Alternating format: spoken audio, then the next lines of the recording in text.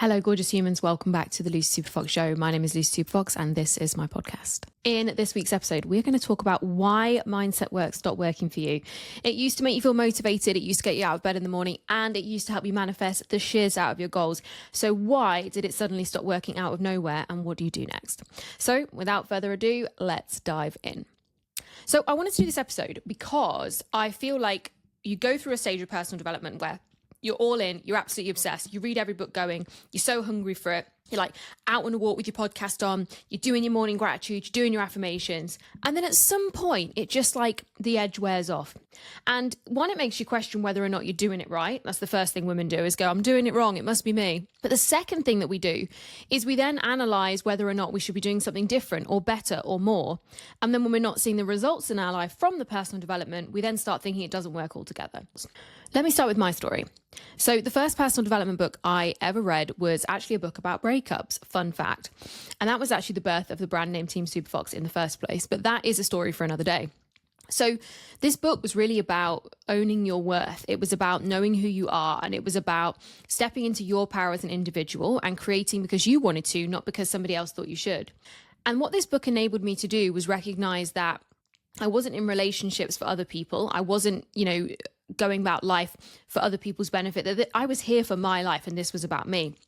And this was really the segue into personal development that allowed me to realize that if I wanted to realize my goals in life and the things I was passionate about and the things I cared about, that I was going to have to become a different version of me. I was going to have to become a different person in order to have a different life.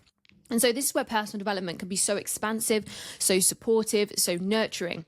But the challenge is when we constantly are trying to become somebody new without embodying those lessons, without taking on that wisdom, without going through the depth of the transformation that comes with those new lessons, what happens is we become very, very, very overeducated and incredibly underregulated. What personal development can do is make very intelligent women very well read, and it can make intelligent, well read women seem very capable, very competent, and it can make them very, very ambitious. When they read in a book that somebody went from 0 to 1 million, or somebody went from 0 to hero in their company, and they tell them exactly how and the strategies they applied every morning, that can make these ambitious women who are proving, who are pleasing, who are performing, make them go even faster and work even harder. And that's awesome. The challenge is if you haven't actually become the person who has the thing, you haven't become the person who can hold space for a team of 100 people, 100 staff. You haven't become the person who can hold a bank account full of millions. You haven't become the person who can hold space for someone to love you deeply and nurturing. You haven't become the person who's got space to have a career and a family. If you haven't become that person, what will happen is you won't rise to the level of your goals. You will always fall to the level of your nervous system capability and levels of regulation. James Clear said we don't rise to the level of our goals, we fall to the level of our systems. And the system that I would refer to is your nervous system. You will fall to the level of what your nervous system believes is safe, and your nervous system knows is familiar, and your nervous system knows is true every single time. And so the number one reason why personal development stopped working for you is you became incredibly overeducated, but you were unregulated. You knew all the information and you were maybe even doing all the things, but they weren't shifting your identity. They weren't shifting the versions of you that still have things to process, the emotions that you haven't dealt with, and maybe for some of you, trauma that you haven't healed. So when that happens, we're actually using personal development to bypass how we really feel.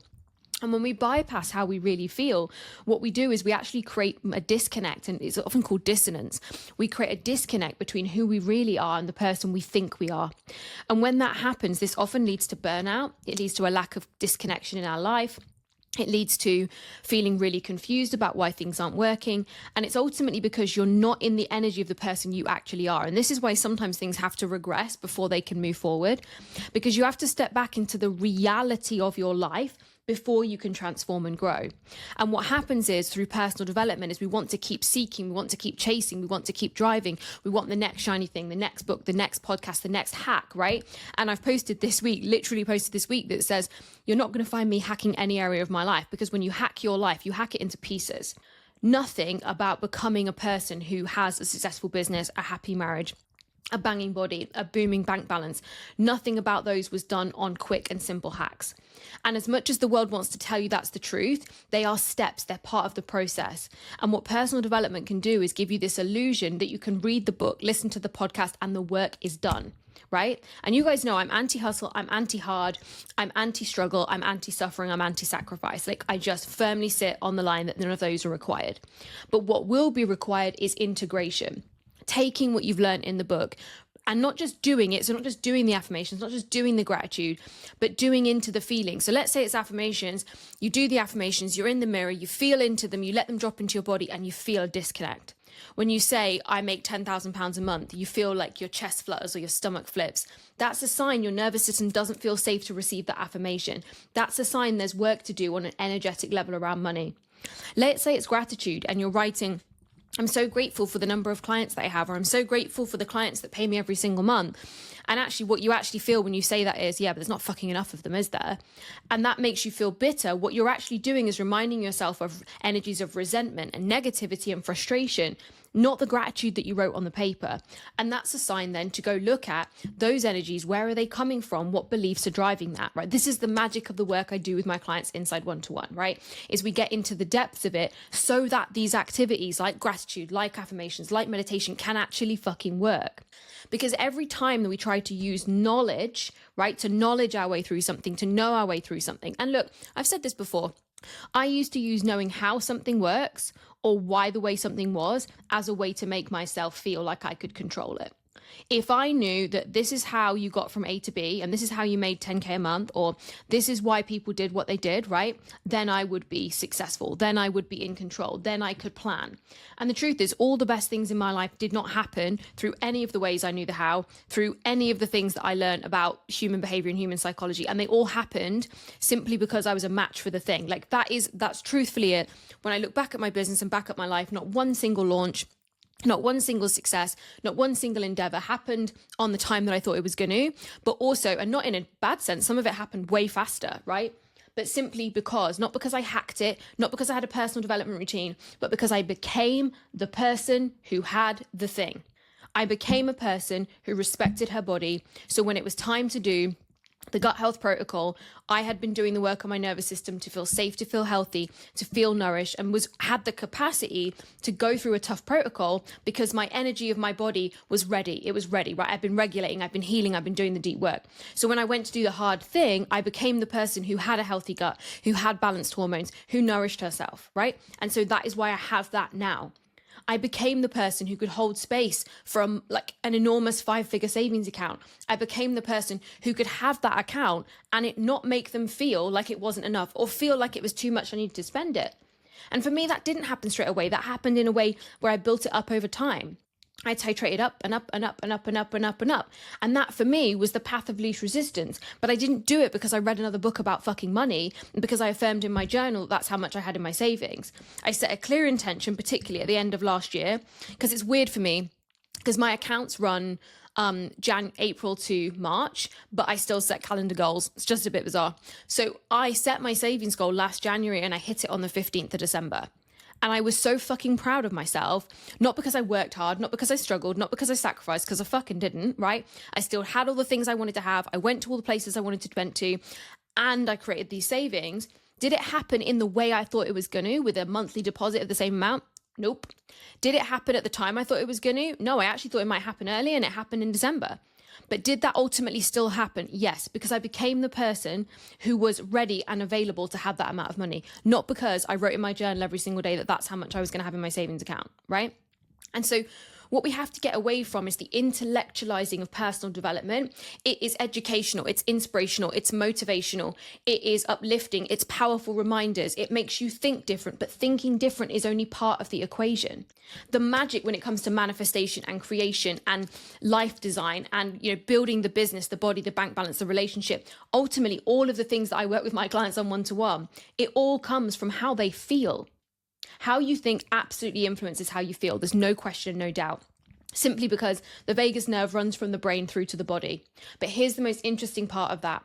The vagus nerve, the feedback, 80% comes from the body to the brain, only 20% goes from the brain to the body. So yes, your thoughts influence your feelings, but how you feel influences your thoughts and the actions that you take and the physical responses that you experience literally 4 times as much. So when we get caught up in this, I'm just going to think different and then it's going to change how I feel. Actually, we have to get to the root cause of the emotions and get into the feelings if we're going to change our energetic state, our response to something, and ultimately our behavior. It's like a merry-go-round. You've got thoughts, feelings, actions loop. I've been talking about this for like 10 years. The truth is, most people try to get on at the action point. They try to manipulate their behavior. They try to stop emotional eating by putting the biscuits in a fucking Tupperware. They start saving money by setting up a direct debit, but they're not really even earning enough to begin saving. They try to stop, drinking too much wine to relax by having loads of sugary soft drinks in the house is a good replacement. They can just go and buy the wine, right? Like, changing the behavior doesn't change anything when we have become programmed that is our go-to response when we feel a certain way. So what happens is we think really good thoughts. We're like, right, this is it. I'm affirming, I'm gratituding, I'm journaling, it's happening. We go back into the same familiar pattern when something happens, when we experience the same familiar experience, someone's a dick, we have a bad day, we have a money stress moment, we feel rejected. And what happens is we go back into the same feeling pattern and you will take the same fucking action every single time. I say this 100 times a year. Willpower and discipline do not exist. They are irrelevant factors. Discipline is simply a repeated behavior. But repeated behaviors don't manifest fucking epic lives, right? Becoming the person who has the thing, who feels safe to have the thing, who feels magnetic to the thing, who feels like if they don't have the thing, it feels alien and confusing because they are a vibrational match, not just because of the way they think, but because of the way they feel. Everything lines up for them. And this is why personal development stops working for so many women, because the feelings underneath haven't fucking changed. How you feel about yourself, what you feel about your business, what you feel about your worth, how much you believe you're good enough, or what you're worthy of, or what you believe. And just to be clear, beliefs aren't just thoughts and stories in your head. Beliefs are what feels true to your body. So if what feels true to your body is that there isn't enough money and you're not good enough and you're not worthy, it won't fucking matter how many affirmations you say. It will not matter how many gratitude lists you write. You might make some marginal gains, and I'm here for marginal gains. I love them. They're easier than quantum leaps, but they're not going to be creating the radical shifts that are going to shift your emotional state. And if we don't shift our emotional state, we don't shift our point of vibration, we don't shift our point of manifestation, but ultimately we do not become the person who has the thing, because we're simply not an energetic match.